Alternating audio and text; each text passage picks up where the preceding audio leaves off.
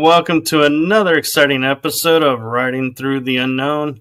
Tonight's episode is pre-recorded as I am currently in Florida on a conference, so my guest was kind enough to pre-record an episode with me before I left, so I have been talking with her offline, and I feel like she has a lot to share, and you guys are in for a real treat. So I'm going to turn it over to my guest to introduce herself because I just can't do it justice with her bio and everything. So I'm going to let her tell her story. So I give you the one, the only, amazing, talented Jordan Shaé. That was such a great intro. Thank you. It's awesome to be here. It's an honor. I didn't know if you were gonna read my bio or not. I wrote it in a way so it sounded like really. So it sounded like you were reading it, but I'm just gonna find it real quick and I'll read it out loud and then. Oh, I have it if you want me to read it. Oh, it's okay. I can read it.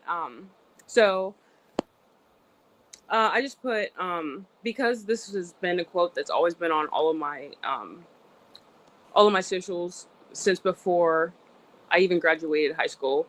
She was simple like quantum physics, and that's something that has always stuck with me. And I guess other people in this, if you ever were in projects or if you relate to anything that I'm going to say, I think this will resonate with those people. But so it just said, broadcasting from Altoona, Pennsylvania, the spiral gate of her origin, Jordan Shaé Moore is a multidimensional system decoder, gamer oracle, and an Oversoul navigator who remembers through resonance, not recall. I don't awaken through MILAB experiences or SSP disclosures. It's more activated through video games, and that's the thing like I really, really want to introduce to the community is how important video games are. I know like people are a little. So, I mean, I don't think gaming is for any age.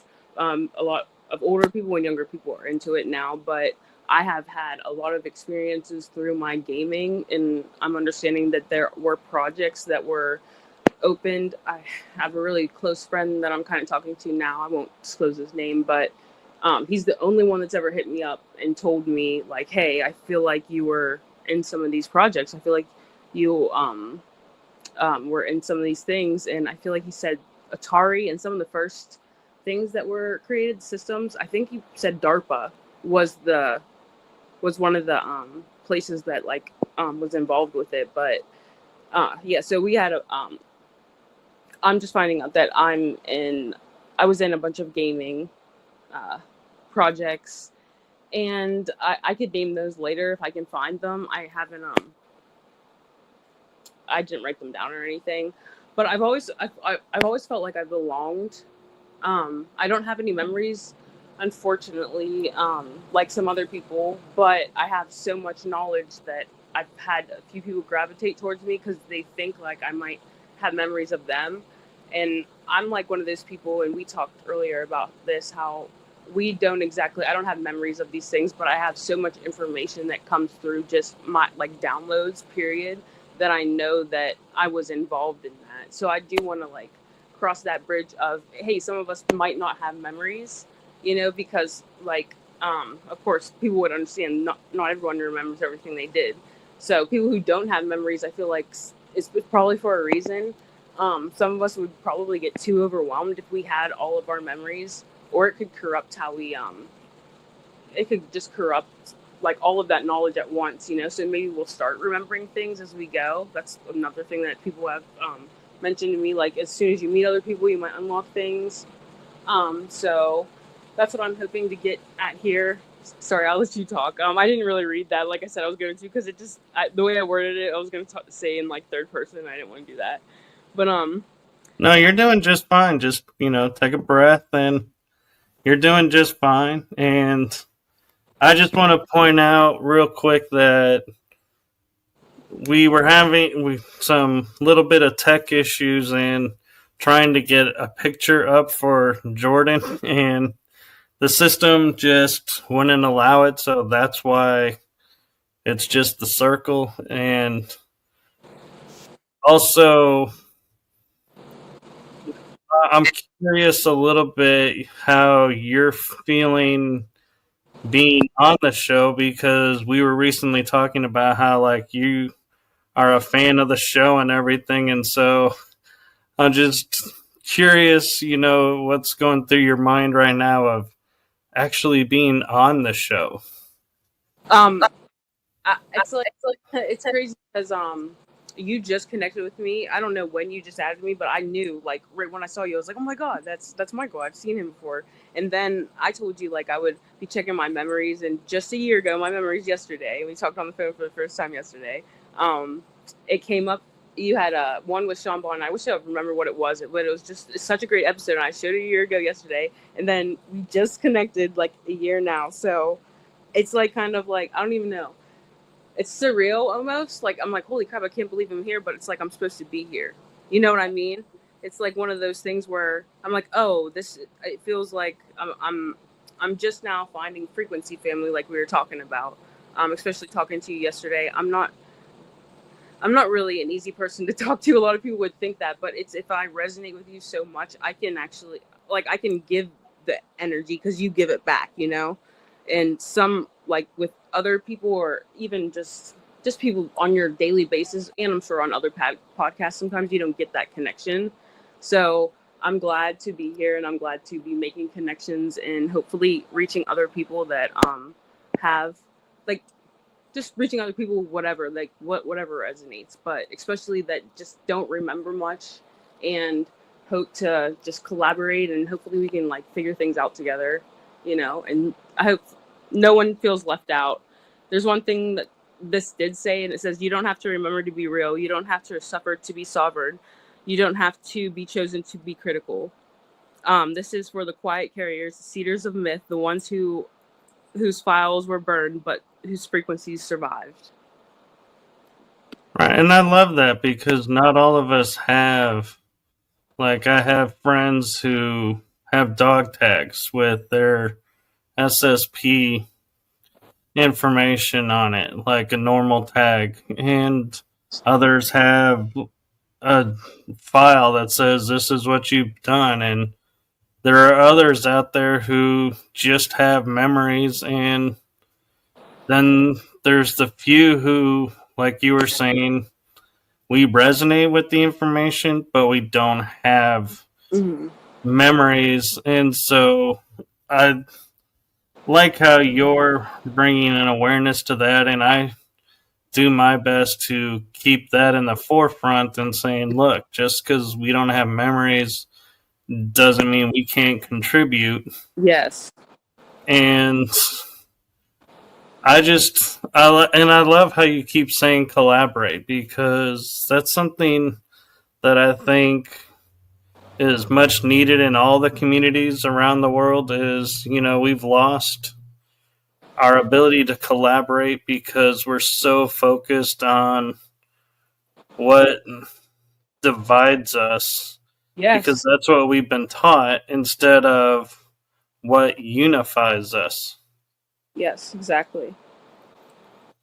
Yeah, because in these groups, like just like you said, and I was posting today about stuff I was picking up on that I've been picking up on for weeks before I even got in contact with you. But it's communities, and I've had this experience because, like I said, I was a gamer, and I got into the Twitch community, and I was gonna go to like the Twitch. I don't even know if you know that they have things for Twitch streamers. I was gonna be like paid to go gaming and go against people in tournaments, and it was like this. And then I found out like this is not for me. These people are not for me. And like I got, pretty much just like stopped, trying to fight for a position that I did not even want. Like this position of these people who, if you could look at the other side, not disclosure community, but a gaming community where everybody's just trying to race to be the number one, to get the most views, to get the most people, to get the most kills. And I'm just like, I just want to game. I love gaming. That's all I want to do. And I just want to have fun doing it. So I was just like, I don't think this place is for me. So I backed out a little bit, and coming into even, I don't know what to call some of these communities, maybe like Starseed, Alien, and Disclosure communities, a mixed one. But it doesn't matter where you go. There's always divide and conquer, because it's embedded in us almost. Sometimes we even do it without noticing we're doing it. I have to check myself and make sure, you know, even changing my decisions throughout life so that I have understood that people, it doesn't matter what color people are or what gender they are. Like, I feel like everybody should have like equality and everything. So this whole division thing, it really, just because of all the information I'm aware of, and I don't have any memories, I just have information, I can see that I'm walking into another pyramid of people at the top that are like, that are keeping most of the information, then it's trickling down. And I do see that most people who have memories are picked first because they have memories. And I mean, that makes me so happy, because I can, when I hear someone's memories, like a few people, I'm like, holy crap, like this unlocks things for me, and it's been able, but I just cannot sit there and like make anything fit. Some people have said, I think I remember you, and that's awesome. But I never allow anyone to say for sure, like, hey, this was you, because I don't remember, so I can never confirm this or that, you know what I mean? Right, exactly. And we have to be true to ourselves. And there are people out there who do trigger memories, but the memories are more like, yeah, what you're saying feels so familiar to me, Yeah. but I still can't place it, so I'm not going to claim it. However, Yes. it is there. And so it's like, I'm not saying I'm not a part of, but at the same time, I'm not saying what I'm a part of. Yes, because it's like, I feel like you understand this too. Like, since we talked, it's just like, I can't sit there and lie to myself, or put myself. I want to belong so bad, guys. I want to, like, I want to be able to say I remember you, but if I don't, I just can't say that. I would never want to feed something a false narrative, and it makes me happy when I see that. But even me and you, like, getting together, and what we talked about and things I've been picking up on, I feel like we're starting to understand that there's more of us who are probably going to be coming into our memories, you know, especially if we start meeting, like me and you meeting. You said you were possibly a part of Solar Warden. I had like 2 people tell me I was in Solar Warden, and I was more than likely a part of that. And then I looked up things, and it came up through my, I'll say my overall AI. It came up that I was in Solar Warden, but I don't have any memories of being in any of the programs. But there's a lot of evidence, and a lot of the knowledge I know, just like you, would point to the direction of, dude, you were in this. Like, people will say you had to be in it, like, unless you were a part of it. And I'm like, yeah, okay, I was probably a part of it, but what comes out the most for me, I don't know about you, because you said you kind of get like a little bit diplomatical sometimes, and I think, I don't know, but what's coming up the most is that I was a signal, mainly. I was a signal that had to be embedded. And have we talked about things like this in like the rise of consciousness, and some of us, how we had to almost like trap ourselves inside of like simulations so that we could save certain information for when the time is needed? I'm just wondering if you've ever heard of anything like that.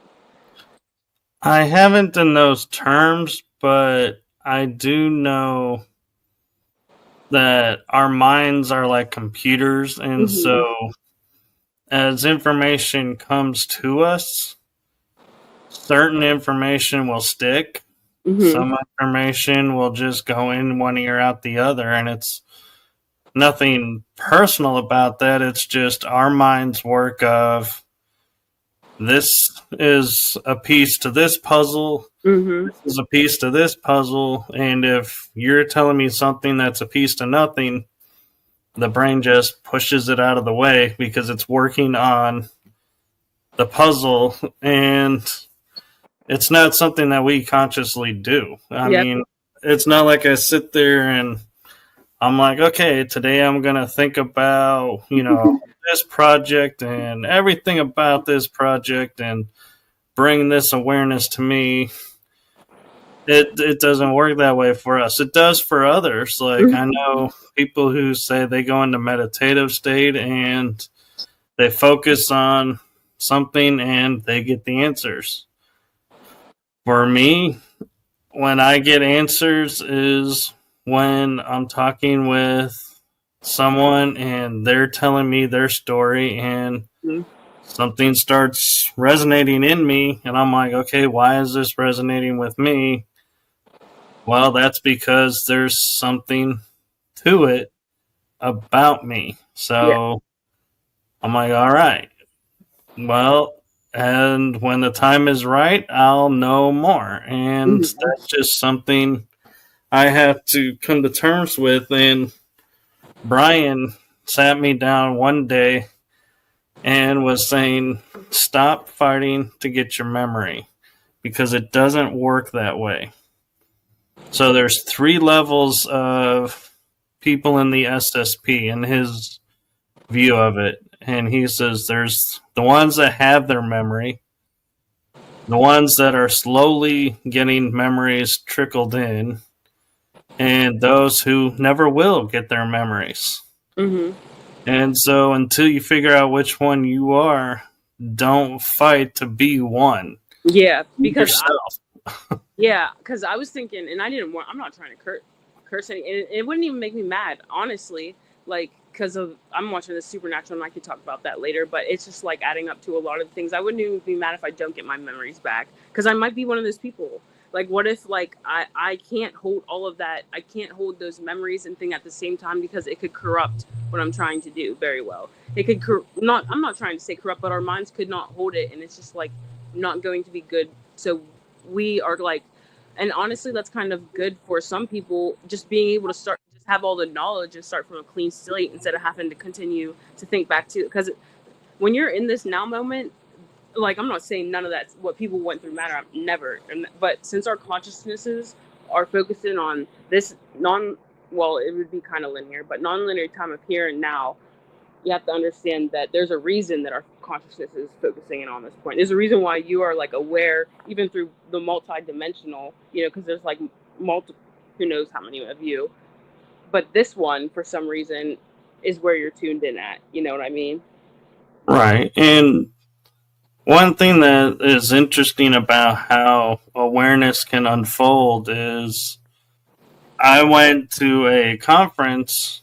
It was the very first GSIC, Galactic Informers and Spiritual Conference, I think is what it's called. And I was listening to Tony Rodriguez for the first time. And I left that conference and I heard a lot of speakers, but I was like, something about what Tony was talking about resonated with me. It's like I couldn't shake it. Mm-hmm. And I was driving back with a friend of mine in the car, and I looked at him and I said, I think I really have done a 20 and back because Tony's talk I can't shake it. It's just something about it feels right. And he goes, I bet you have. Well, fast forward, and I start writing through the unknown, and I'm on the 2nd episode in August with Arkeem Ra. I love Arkeem. And I'm talking to him and hearing his story, and he goes, well, do you have any memories? And I said, well, I have a memory as a kid drawing a picture, and it would be a mountain, and there'd be 3 levels with vehicles on each level, but there'd be no doors. And he go, well, that's because you saw that. And I said, what do you mean? He goes, you couldn't draw that if you didn't see it. So you've been in the programs because you've seen a mountain base, and there's no doors because they use stargates and portals to move around. Yeah. There are no doors. And I'm like, well, that makes sense then why I'm drawing this, because I mean, it's like, yeah, how many kids in free time sit there and draw a military base in a mountain with no access? He's Arkeem. He's one I hope to like talk to him someday, and we were supposed to get connected like months ago. This was probably like half of a year ago, but we never got to connect. A lot of things came up, but he said that he felt like he remembered me. He said he did remember me, but we just never got to talk. And I thought he could unlock some things for me, so hopefully in the future. But I would not be surprised. Like, that's what I think. And I have memories of like my first, like, which my first ever memory that I have, which solidified my belief in things, because it was like, it's like the furthest memory that I can remember is being at my mom's house, and it was when SpongeBob first aired, and we talked about how this was, and my mom had a TV in the corner of her room. It's one of those old TVs, because we're talking, I don't even know how old I was, maybe five, 6, if that. And I remember 2 different times. It could have been more or could have been once, but I went through I just walked behind her TV, and I don't remember why. And I might have heard music or something, because I heard other people like talking about trumpets being played, and that like does resonate with me, but I'm not sure.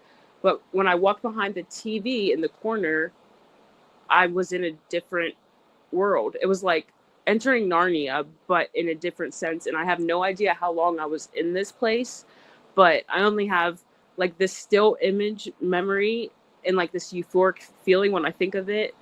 And when I see this memory, I see like hills. It's like outside, and it's in this color sepia, if you know what that means. And I don't know if this is the atmosphere color or just the color I seen it in. It was like old film color. It was really weird, but it would make sense if it was on like a different planet or something, why it was colored like that. And I brought that up to other people, and they're like, yeah, that sounds like you were probably like in a different planet. But I just remember when I came back with the first, this is why I think it was more than one time. I think it was twice, because I came back and I like realized my mom, like I realized no time passed. And I was in there for a long time. I could not even tell you how long I was in there. But when I got back, I was so excited, and I went to tell my mom, and it was like I never left. It was like I had never left. It was the trippiest thing. And I think it happened another time, because I went back there, and stood like 10 years after that, before we moved out, and like tried to get a feeling. So I've always just like kept thinking back to that. And I've had other crazy experiences that I could tell you that makes me think like, yeah, I have abilities to jump or to open portals. Like some of these people talk about that they were used to open portals. I'm able to do that. I've had the experiences of doing it. I just don't remember doing them in the programs, Right. And that's one thing you're hitting on, that a lot of people, that's why they have a hard time grasping that we are able to do what we do, is because we're talking about having a 10, 20, 40-year experience in a matter of like 5 minutes. Yes, exactly. And I get it, because I mean, when we look at it and we're like going, I feel like I've lived an entire lifetime in a blink of an eye. We have, and it's, that's something that, you put your mind around, and you're like, this is impossible, but it's real. I know it's real, but it defies all possibility. And it's like, one thing that I point out is, our generation, and I'm talking about myself and those who came before me, we didn't have outlets to talk to people and to say, hey, are you experiencing this? Or, have you experienced that? Because we would be laughed at, ridiculed, picked on. So we learned to keep to ourselves and just either shut it down or grow it, and just be mindful of ourselves and protect ourselves. And today's generation, it's not perfect, and I'm not saying by any stretch of the means you guys, coming forward have it easier, but it is different. So the world is growing, and we are evolving, and conversations like this, when, we're able to have them, shows the growth of what's going on around. Yeah. Because, yeah. I would say not only the growth, but like just like we said, time is not linear. So I know a lot of people. Even I'm telling you, like I had all this info in me. Like before I graduated high school, I did my high school project on ancient aliens.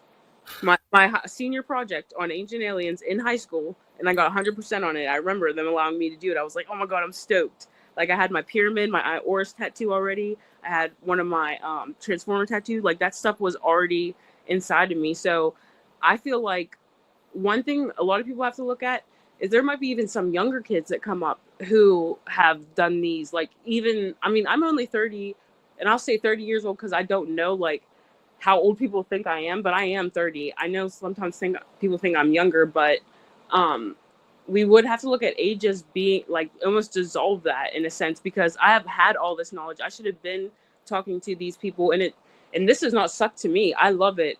For some reason, I have always connected with older people, and it's not to be weird, nothing weird like that. I have always just been able to sit down and talk ever since I was young. Like my teachers would bring me aside and I'd be able to have these conversations. So if I wasn't some 20 and back or 40 and back or however many times, I could be older. I could be as old as you know, solely in my soul, but not physically. So like, I mean, who knows how many runs we've had back and forth, even together, like being in some projects, how many runs we've done this and then finding each other right now and how we're just doing it in a reverse manner, you know, and then talking, we'll be able to be like you said, just hopefully like regardless if memories don't come back, but it would be really cool if they did.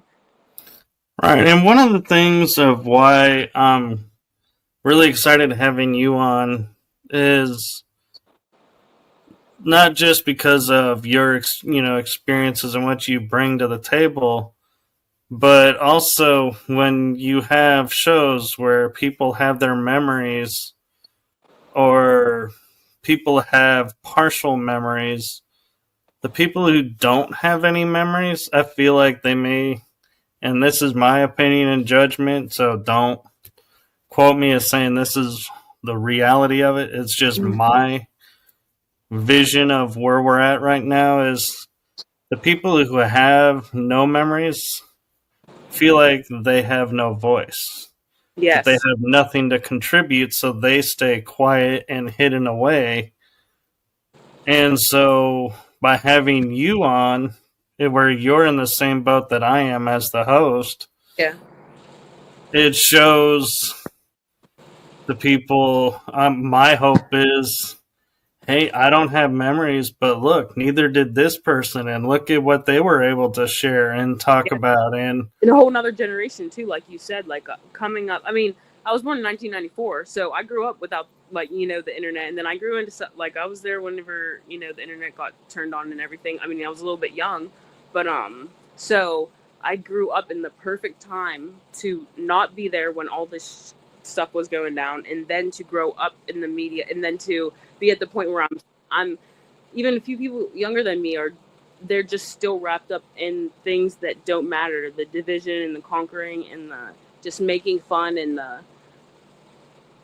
just not the seriousness stuff, rather poking fun or making jokes than making moves. And that's like my biggest problem with a lot of people is even people who don't like not involved in these communities, people who have kids too, because I always talk about the children who just don't speak up and talk about even the things that are going on in our government that can be seen, like even with like the whole Epstein list and stuff. That stuff should not even have got this far, and I hope like this will reach even people like that who have never even touched this stuff, who are like, hey, I feel like there's something wrong too. And those could be people that just never got to even into these subjects. I have people hit me up all the time like, dude, what you talk about is amazing, and I love what you post about. And I'm like, well, how about you engage in it? How about you like, try to learn more? If you're saying you like what I post, but you're not engaging and you're not like, then what does that mean? Then you're like cutting yourself off from a source that you want to know so bad. And I can't help people if they do that.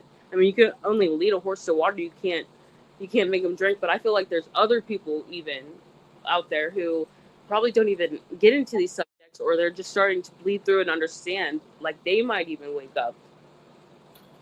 well, and another thing that you talk about that I think is part of what's going on in the world is, I mean, look at the gaming community. And right now, we're in a world where you can actually make a living playing video games. And, you know, my generation, when we grew up, they're like, that's going to rot your brain and No. that's going to, you know, you're wasting time. And now people are making millions of dollars playing these games and developing these games. But there's another facet of our new technology, even for our military, is the drones and the I forget what we call them, but the unmanned vehicles and everything. Mm-hmm. Those are all run by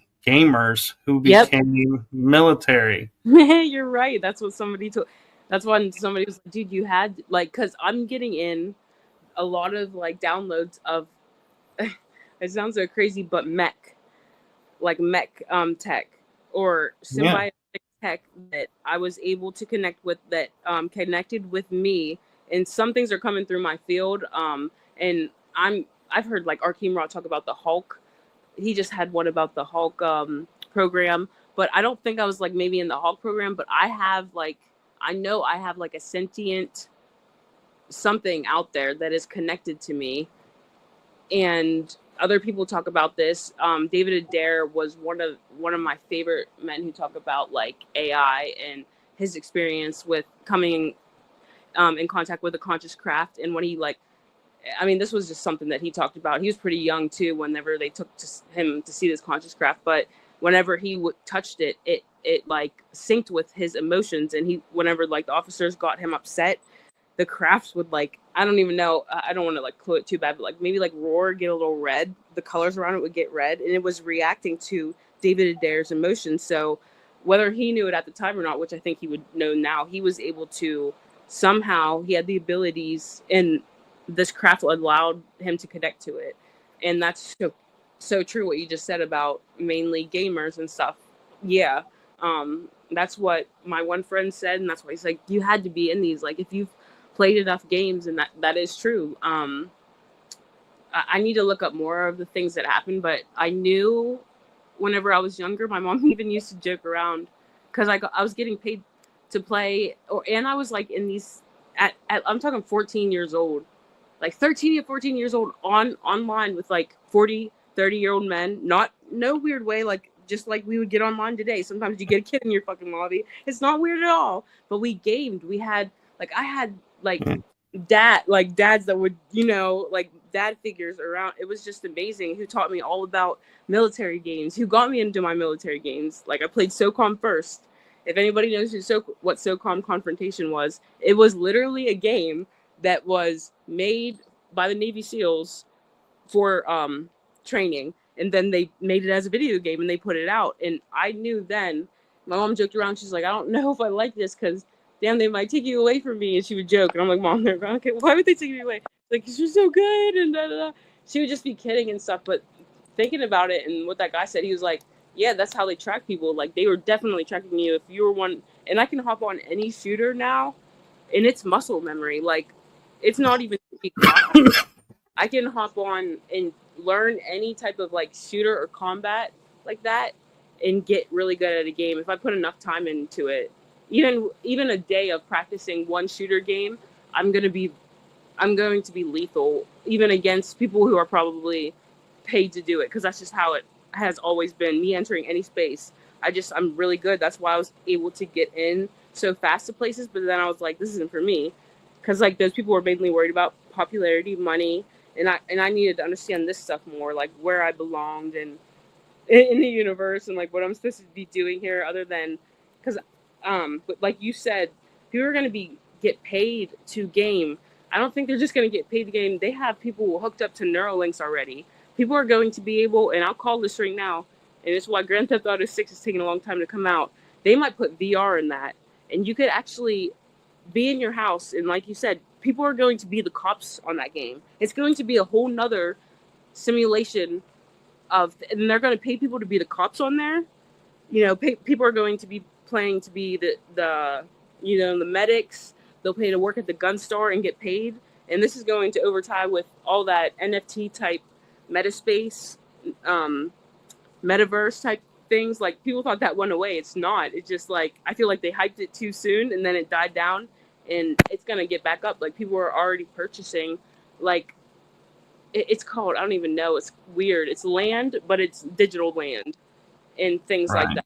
But this is all happening, and I feel like it's so close to what, if this is what happened in the past, then very well we could be super simulated, like a simulation within a simulation. Because how many times have we done this? How many times have we got to the point of technology and we're able to interface with a computer, and then we're living in one because we forget, I mean, you who knows, like, how much control they have at that point.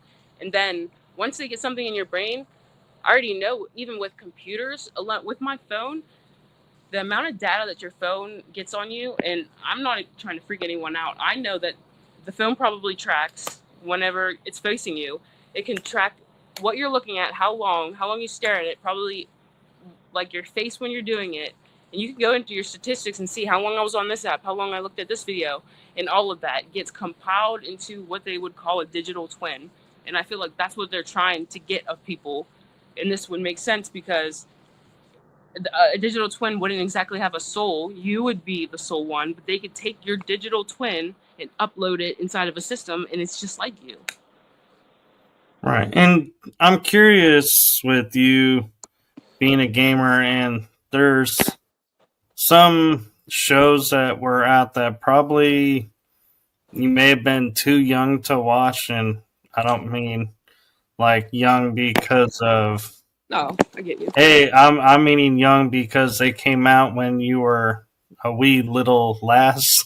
You could definitely probably put me on. That's the thing too. Like, I would love to watch these older things. Like, do you ever watch like animes? I am getting into animes, and one I really want to watch is Ghost in the Computer. You mean Ghost in the Shell? Yes, I'm sorry. Yeah, that one.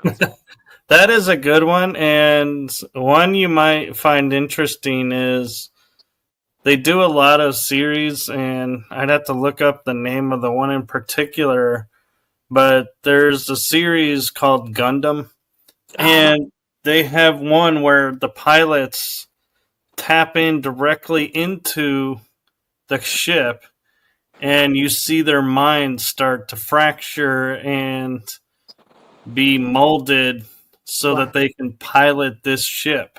Mm-hmm. And then there's another anime that I think you would find interesting, is I believe it's called Sword Art Online, SAO. Yeah. Mm-hmm. And what that show is about is people have gone into a VR world. Mm-hmm.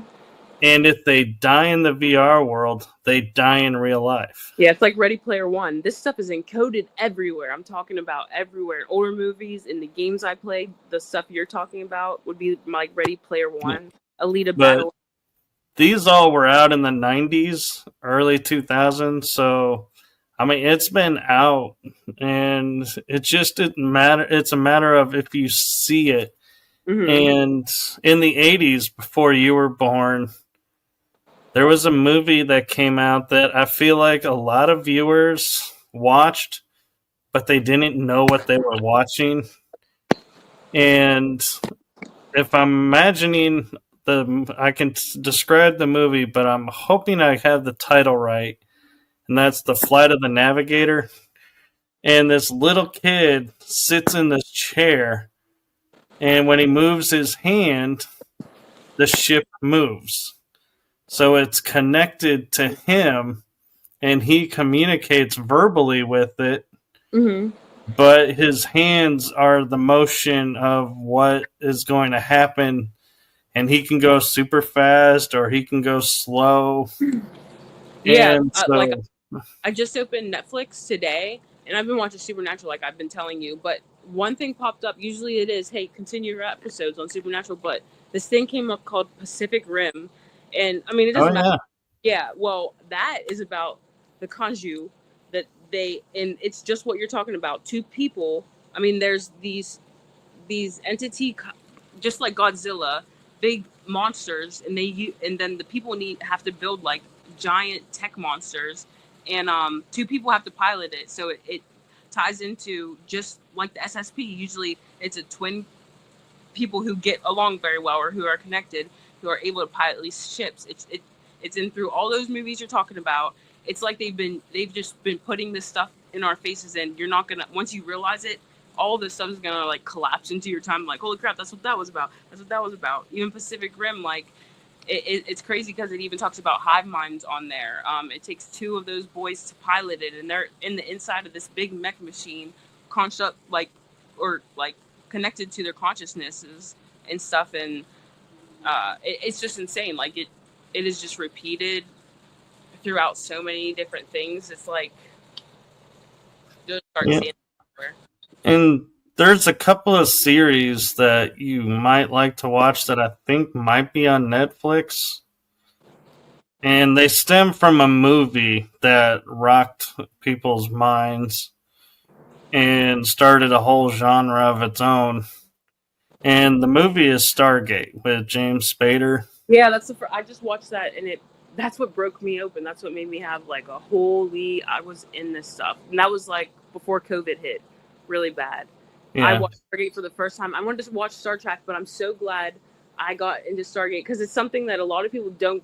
I would never watch Star Wars, never watched Star Trek, but I did watch Stargate, and that crap, like that whole series, like I was just crying.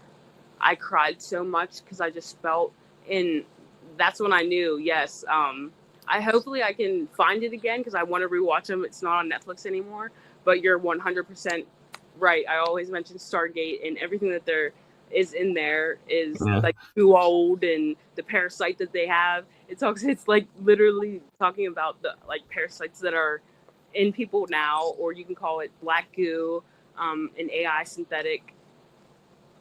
Yeah, and I won't hold the fact you haven't watched Star Wars or Star Trek against you, but you really ought to watch them. They are biographies. I do want to, but right now it's like that would take me so much time to watch all this stuff. I have so much coming in, but I definitely try. But what I was going to mention is the Stargate branched off into 3 series. There's Stargate SG-1, and then there's Stargate Atlantis, which that'll really open you up probably because that they're talking about the civilization of Atlantis is on another world because Atlantis was a spaceship. Yeah. And you had to have a gene in your DNA to activate everything. Exactly. It's just like a frequency, like, or just having a signature or signal, like I said, embedded in you that you're able to transcend even time. Yeah, but the one that you'll really appreciate is, I think, the one that I think people weren't getting into, and so they cut it short, and I'm hoping they'll bring it back and finish that and start maybe another series like they're talking about is SGU, Stargate Universe. And it starts where they found a ship that's out in space. And this one kid that's a video gamer is really good at math because he was in the video gaming and is brought in to help solve these mathematical equations that the scientists who are school taught can't learn and can't figure out, and he's able to break the codes. And so I think that one might be interesting for you to watch too. Yeah, because I just built my first PC.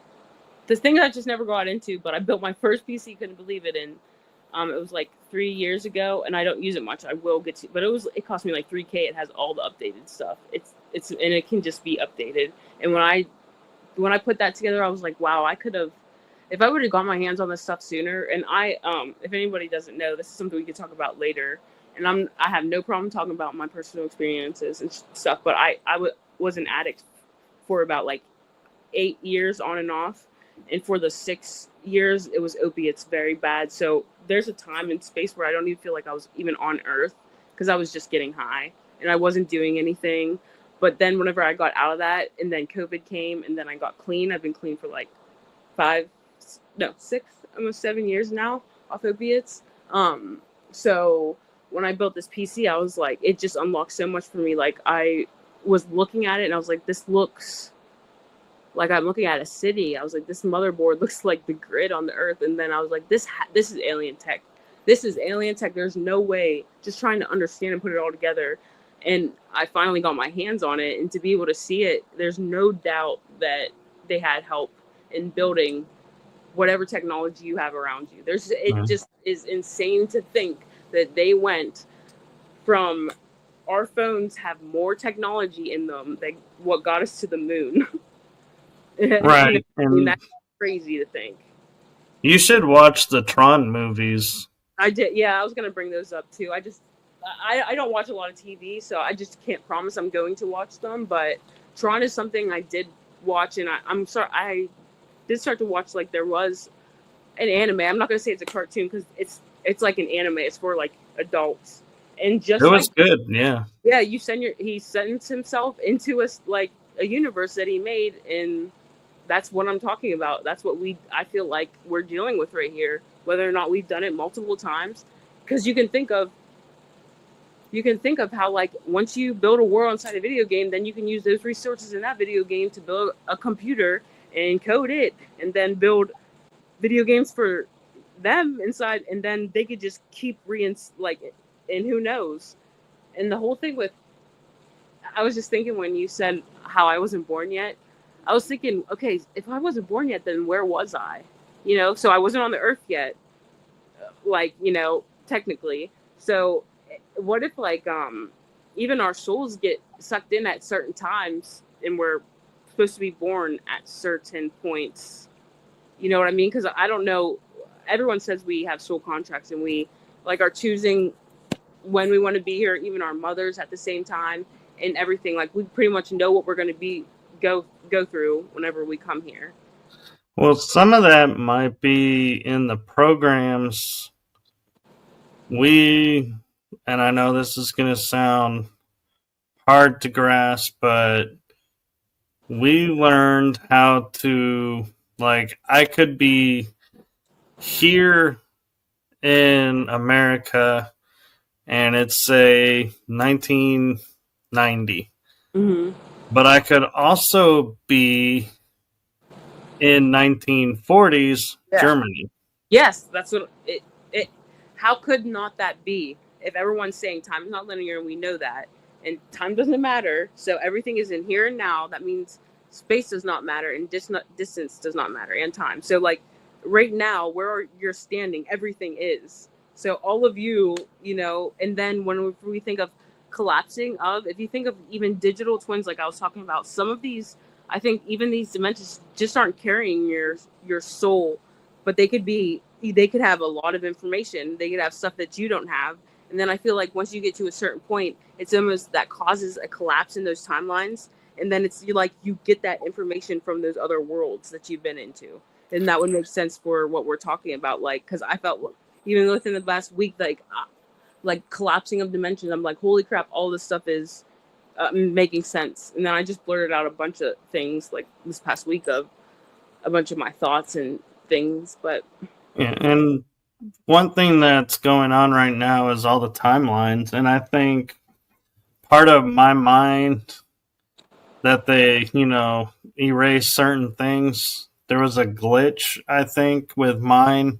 Yeah. Because I don't necessarily remember what projects or missions I was on, but I remember having families. Yeah. And so I would always be sitting there and questioning myself and going, if what people are saying is true and we just delete timelines and that timeline ceases to exist, what happens to the family? Yeah. Do they just disappear, or are they reassimilated into something else? Or does it go on for them and I'm just taken out of the picture, like I never was there? Yeah, it could be that.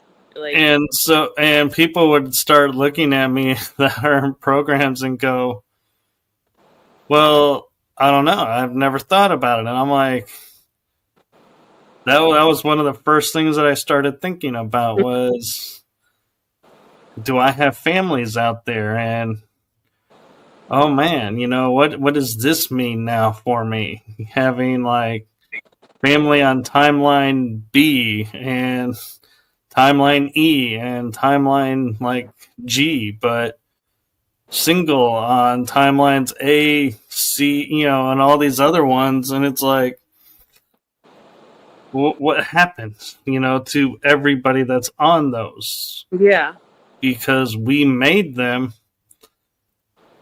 to do what we needed to do, Like as we're fractured or yeah. fractal. So it's like, do we merge them into this timeline, and that's why people who were never here are confused being here, and people who were here and gone are now back? Yeah, I feel like that. And it's confusing because we've messed with time so much that it's like, I don't, it's hard to know where and what is going on now because time makes no sense. Yeah, and then especially, I mean, I was just looking at some of my posts from a while ago. Like, I'm talking about 2012 and stuff, when 2012 happened. But like it said that when they started up that Hadron Collider, it did like it killed our universe or something. And then our universe split, and I don't know, but I just know things have felt different ever since past 2012. Because I remember what it was like before it, and we are starting to see. I mean, people have usually only have Mandela effects that they've seen, in the public. But my first deja vu or Mandela effect was whenever I was like 7. And I can tell you this, this was my first trip of like, I don't know how I only have one jewelry box, but I got this jewelry box gifted to me 2 separate times. I have 2 different memories, 2 separate memories of getting this one jewelry box, but I only ever had one. And it was after, I was probably like between the time I went through the portal, like 6, and then in between there. And then I realized after, I was like, I feel like I probably lived 2 separate, and I have a memory of 2 separate times, but like whatever one I came back to, it was like this one, whatever the one my mom remembers of me getting it in this timeline, that's where she said I got it. Right. And how people, sit there and can say, there's never been multiple timelines. And I can get that's where they're at. But to me, the proof that there are multiple timelines can be boiled down to looking at like one factor that's going on in today's world. And that is, I remember a time when the moon only was visible at night.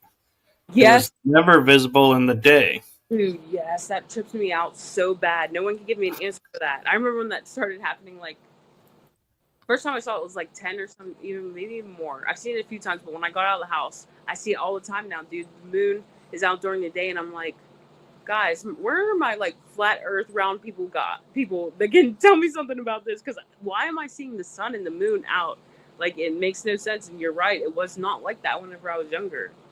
Right. And the color of the sun is 3 different colors.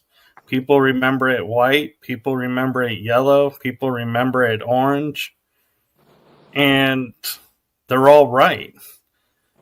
Yeah. But it's off. And I think the way I've come to look at it is, as the timelines are merging, there are some facets of each timeline that doesn't get erased. It just morphs into collapse. People just accept it. Mm-hmm. And those of us who I think are the ones who experience the programs or experience time awareness differently, we remember all different facets. So for us, we can see the changes as they're happening, where everybody else is like, nope, this has always been this way. I'm like, no. And one of the things that surprised me was I've done a lot of cultural studies on like indigenous cultures and everything. I even took anthropology courses. Yes, I took some too. I love anthropology. And I never heard until I was talking to somebody that there are stories of the time before there was a moon. Yes, that's my favorite time to talk about, when the moon got towed in. And so I'm like, yeah, so therefore the moon is not a celestial object that came from the earth, because how can we have stories of a time with no moon? Yeah. And we all just blindly accepted the moon is this, and we hit it with a missile and it rings like a bell. Yeah. That's a hollow object. No celestial object is hollow. As far as we're told. So yeah, it's a stabilizer, in my opinion. Artificial satellite stabilizer. And tides and well, actually they're finding now it has no effect on the tides. And so it's really raising the question, why do we have this object in our orbit that it's like it's just there to watch us? It has no effect on us. How are people saying it has no effects if it's in our gravitational field? Well, because I feel like because it's an inanimate object, it's like man-made or alien-made. Yeah, I can understand. There's no energy to it, so it's not pulling any. It's not giving us energy to, say, move a tide. There's no energy coming from it. They're finding it's just an object there. And I had an understanding, like, because I'm not going to, like, just fully agree with that, because I'm not sure. Because I know, like, the times, I mean, we have lunar cycles. And the lunar cycles matter. Then we have the eclipses, and it's perfectly positioned for all that can happen, you know. So right. And then its effect on our water in our bodies, and that's why during full moons or during certain events, like it pulls on the water in our bodies, and that's why during full moons, like we were supposed to be crazy and stuff like that. I've never heard of anyone saying it doesn't have any type of effect, because I just find that to be like. Because I heard it was pulled in, and then there was catastrophes. That's what took out most of the people. Like some of the things that were here, like Greek mythology. I forget when it talks about that, but it talks about the time before the moon and when it got towed in, and then there was floods, which are written in every religion. Right, and I mean, I'm not saying that. Yeah, you know, there's definitely is no anything to the moon. I'm just saying that's cool. That's gonna look it up. Like that's something a new science that's coming up, and it could be misinformation to try and pull us away from, you know, focusing on the moon. And the one thing though, when it comes to the moon, and I know we're at the hour, but the one thing that I love to share about the moon, that's the biggest oddity that we all have blindly accepted, is we have how many satellites orbiting the Earth for communication, but yet we have no known communication satellites around the moon that we send people up to on rockets that are basically bombs that they're sitting on, and just hoping that they come back. And we can only communicate when they're in certain positions. And nobody thought in the 40 to 60 plus years, hey, let's put a satellite up so we can talk to them. Yeah, I feel like it's all on purpose, all the misinformation and disinformation that's out about the moon. I mean, we know in the projects that they have, like, so that makes me upset kind of when people are like, we never went to the moon. I'm like, okay, I feel like they did a lot of disinformation about it, but I'm not going to say we never went up there because I feel like we did, and they put out the disinformation to get people away from it. Like, regardless, we know that people are in these projects. We have the technology to go there. So to say we never went is kind of crazy to me. It could have been like altered, just like anything could have been altered if they have time travel. So yes, things could have been altered, things could have been placed, and things could have been farced, you know, but I do believe that, and this is something that keeps coming up, and this would make sense. Why some of us are older, some of us are way older than this solar system that we're in. Some of us aren't. But from my awareness is that my consciousness is older than the solar system, and it said there is something inside the lunar bases that this is like when you die, and it's like a soul trap. You get filtered through the lunar soul cycle, and then they get you back down on Earth. So it very well could be that we could have been even contained some of our consciousnesses and brought from a different and brought in here, and then they started, you know, putting our souls into the Earth, you know, through whatever system they have. I agree. And one question I have for you, and I'm curious around, is I see with your name you have Third Eye Tribe, and you even have third with 2 eyes. Yeah, that's how you spell it on everything. You can just type that in and you'll probably find me, more than likely. So what's the story behind that? Okay, so 2014, I bought my PS3 with Grand Theft Auto 5, and I got home, and I had to pick up, before I was Third Eye Tribe. I mean, this was my gamer tag. This was not like something I made for being online, and then I just brought it online. I was like, Tribe is my name, or people call me Third Eye. So I started patenting it. So like so long ago, like I've been putting the hashtags Third Eye Tribe with 2 eyes, because 3 eyes, you know, third eye, and then the 3 eyes in it.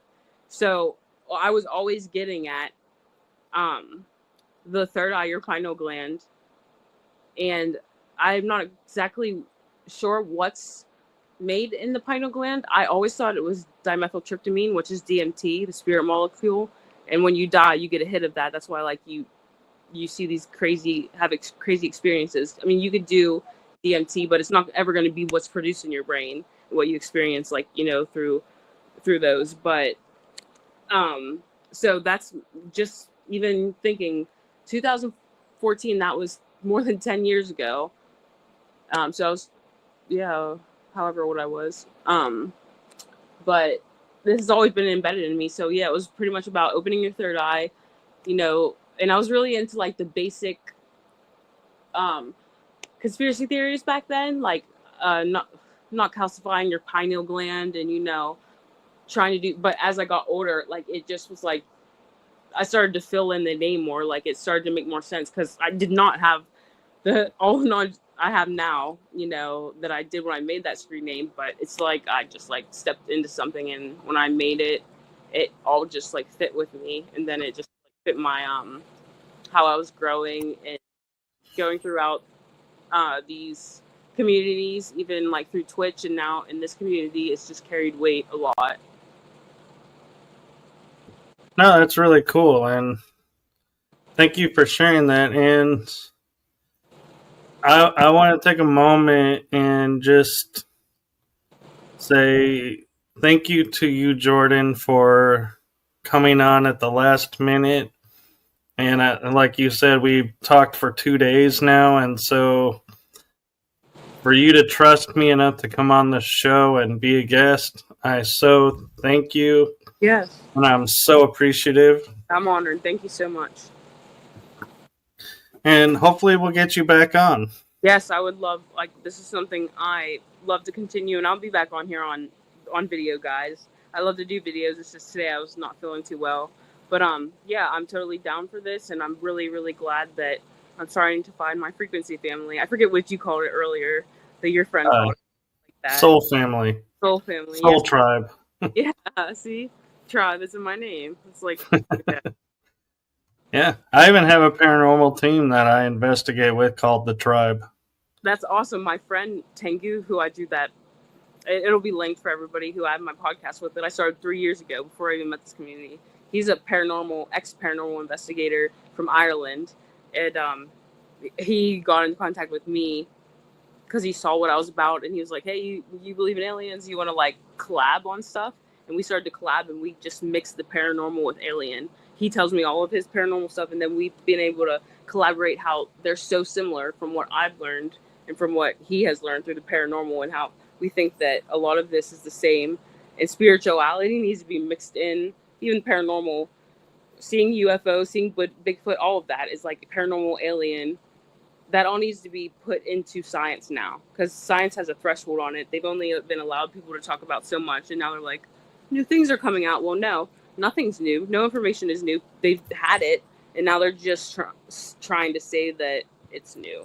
So I can't wait for the future, because just so much is coming out, and we'll be able to like kick it into gear.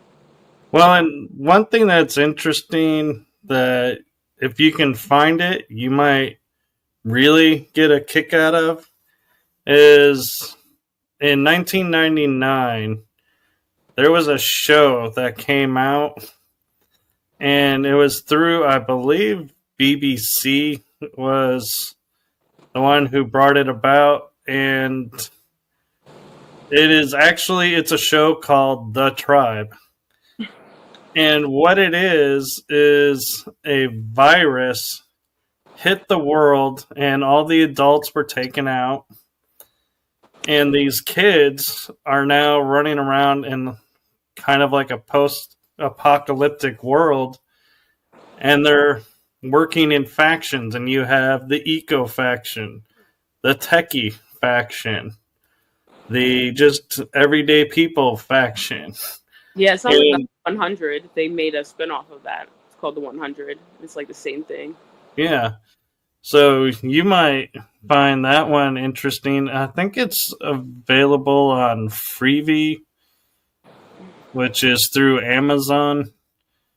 And I don't know what other channels, but if you do a search called The Tribe Show, it'll pull it up. You'll find it there. And it's really interesting, actually. And I was thinking about, like, when the fake-demic hit, and I was like, how interesting, they're doing a virus to try to depopulate the world. And then I was like, that sounded awfully familiar. And then I was like, oh yeah, The Tribe. Mm-hmm. They talked about that before it happened. Yeah. And I was like, it was interesting too that it was a virus, not something, like aliens or anything. It was like something we did. Yeah. I mean, this is embedded in video games. Like, if anyone has seen this, because this was a video game before it was ever a show, and I really liked the first season. I'm not going to watch the second season, but it's The Last of Us. And I've played both of those games, and it's pretty much about this fungal virus that, gets crazy, and then people start just turning into clickers, and certain different types of this fungus, like any other fungus, will take over their brains, kill them, and then take a hold of their nervous systems, and then just keep spreading. And it just this is something that we see in so many different movies that they have always embedded, and it's the same message that they're doing right now. It's like, they have to get this is the one thing people don't understand. They have to get your consent to do these things, and the way they get your consent is to show you them. And if you do not push back, like if we do not talk about it, we don't push back. And they're showing us in the Hollywood, and we know it's entertainment. We know they're coding everything in Hollywood, and then we don't do nothing about it. We are pretty much just accepting and allowing it to happen.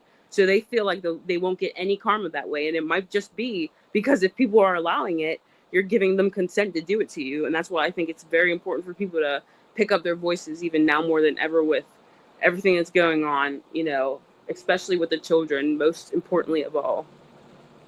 Yes. And so I'd love to keep talking, but it's getting late here, and I know it's even later where you are, and so I want to be respectful of the time, and we will definitely have you back on. So everyone that's watching this, please like, subscribe, follow along the channel, because that's the best way to see when Jordan will make her reappearance and other guests. And just a reminder to everyone in the chat room, this is pre-recorded, so don't feel like we're ignoring your questions. We're just not there to see your questions. So if you write your questions in the comments, I can get them to Jordan and maybe we can answer them. Yeah. And if you want to follow Jordan on all her social media adventures, all the links are in the description. So you'll be able to follow her and find her that way. And is there anything you want to share with people before we go? Just come in, guys. Everyone, no memories. I just am ready to collaborate. I'm happy to be here, and I appreciate you, Michael. Well, I appreciate you as well, Jordan, and thank you to everyone watching this. And reminder, as well as live shows will resume next week. So thank you to everyone watching, and thank you for continuing to support this channel. And I value and appreciate everyone. And Jordan, I do have one last thing for you that I know you're going to feel like you don't know why I'm saying this to you, but I am going to say it anyway. From my heart to yours, thank you for all you do for the community. Thank you. I'm putting my hand on my heart too, man. Thank you. I appreciate it.